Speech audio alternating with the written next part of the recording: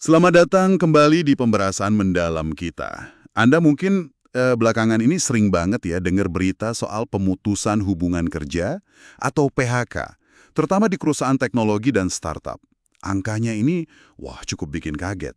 Sejak awal 2025 aja katanya udah lebih dari 90.000 karyawan teknologi global kena dampak. Termasuk ribuan juga di Indonesia. Iya, benar sekali. Data awal tahun dari Rational FX sama layoffs.fif itu nunjukin rata-rata ratusan orang kena PHK per hari secara global. Ngeri juga ya. Kita lihat perusahaan raksasa kayak Intel, Panasonic, Microsoft itu melakukan pemangkasan yang signifikan. Nah, di Indonesia sendiri kita dengar ada kasus kayak rumor di e-fishery, terus sebelumnya ada Ajaib, akhir 2022, Flip, Lazada juga. Tapi yang agak aneh, ini terjadi pas lagi ramai juga berita soal permintaan talenta digital yang katanya tinggi banget. Kayak, loh kok bisa? Paradoks gitu ya? Betul, sebuah paradoks. Jadi sebenarnya apa sih yang terjadi di balik angka-angka ini? Mari kita coba kupas bareng-bareng ya. Seberapa besar sih skalanya? Terus apa aja pemicunya?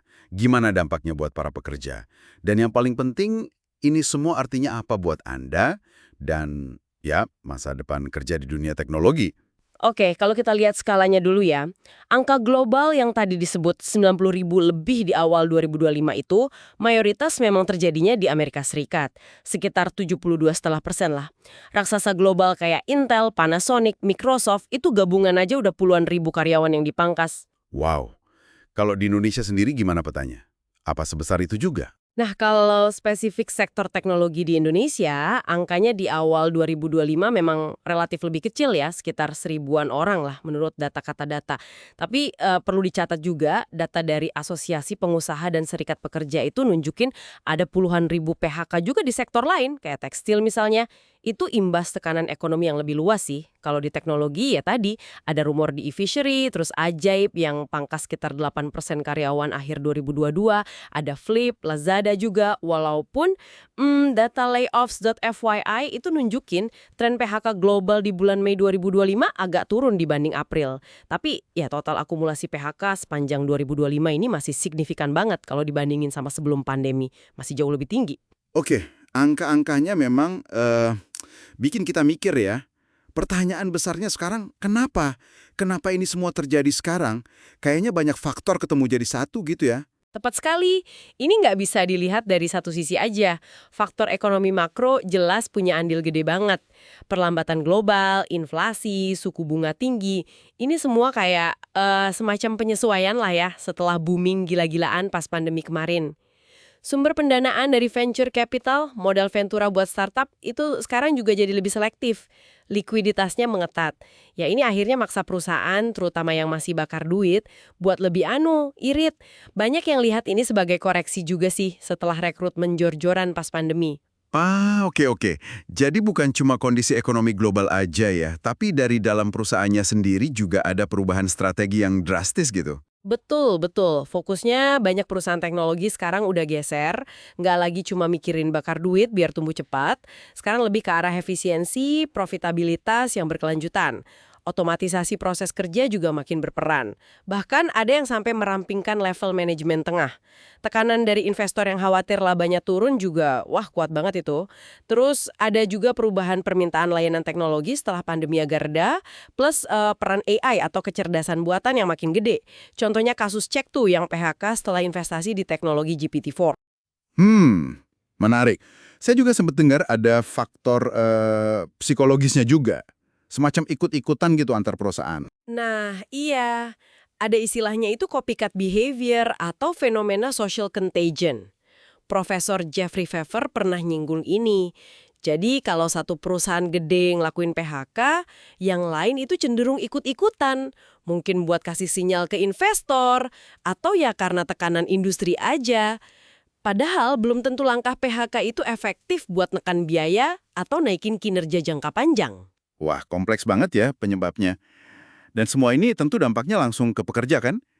Gimana sih seharusnya proses PHK ini berjalan? Dan hak-hak pekerja apa aja yang perlu kita tahu? Idealnya sih, ya menurut aturan kayak UU Ketenagakerjaan sama UU Cipta Kerja itu, proses PHK perlu diawali dialog bipartit dulu antara perusahaan sama pekerja. Terus ada pemberitahuan resmi. Nah, pekerja yang kena dampak itu berhak atas kompensasi, kayak pesangon, terus uang penghargaan masa kerja atau UPMK, sama uang penggantian hak UPH. Beberapa perusahaan, kayak Ajaib contohnya, dilaporkan ngasih kompensasi lebih dari ketentuan minimum sih. Itu bagus. Tapi kayaknya di lapangan nggak selalu semulus itu ya prakteknya. Sayangnya, iya. Kita masih dengar ada kasus PHK yang gimana ya, kesannya mendadak gitu. Nggak ada konsultasi yang cukup, kayak yang sempat dikeluhkan Serikat Pekerja di Lazada dulu. Tantangan lainnya itu ya kepatuhan perusahaan buat bayar hak pekerja secara penuh dan tepat waktu. Ini bisa jadi sumber konflik. Dan yang sering banget kelewat diperhatikan itu dampak psikologisnya. Kehilangan pekerjaan itu bisa bikin stres berat, masalah kesehatan mental juga buat yang kena. Itu nggak boleh dianggap remeh. Betul sekali. Nah, tapi di tengah semua berita PHK ini, ada sisi lain yang menarik tadi. Paradoksnya itu, katanya permintaan talenta digital justru masih tinggi banget. Gimana tuh? Ini bagian yang unik memang. Laporan dari Glance misalnya, itu nunjukin permintaan justru lagi tinggi-tingginya buat peran-peran yang spesifik banget, kayak ahli keamanan cyber, cloud computing, AI, terus full stack developer. Bahkan banyak perusahaan Singapura itu aktif banget rekrut talenta dari Indonesia sama Vietnam buat posisi-posisi ini.